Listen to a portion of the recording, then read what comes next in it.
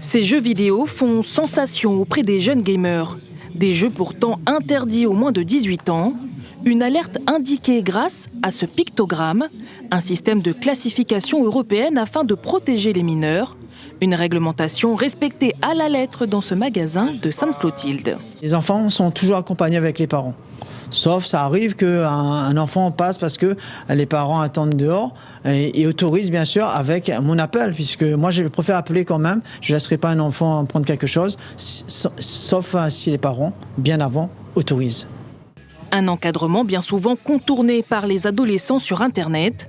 Ce n'est pas le cas d'Enzo, même si à 15 ans, il lui arrive de tester des jeux interdits à son âge, mais avec l'accord de ses parents.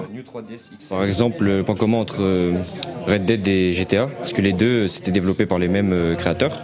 Et un point commun, c'est qu'il y a des armes dedans, du coup on peut tirer comme ça. Après, vu comment le jeu est fait, par exemple, Red Dead, ça se passe plutôt dans le passé, dans les années où, par exemple, il y a des chevaux, il y a les cow-boys et tout. Du coup, c'est facile de faire la différence entre la réalité et le jeu. Pour ce père de famille, le contrôle parental est primordial. Il a donc instauré des règles strictes à la maison.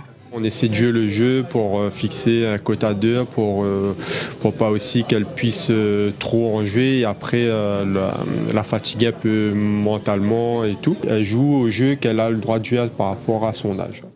Des règles également nécessaires pour ce spécialiste. L'immersion dans l'univers virtuel peut parfois brouiller la frontière entre réalité et fiction.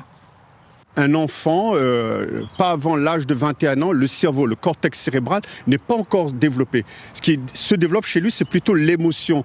Et on sait que l'émotion, immovere, c'est une énergie en mouvement. On devrait surtout travailler et informer les enfants et les parents sur l'intelligence émotionnelle. Alors les jeux vidéo rendent-ils vraiment violents? Pour l'heure, aucune étude ne montre la causalité entre l'usage de ces jeux virtuels et le passage à l'acte violent.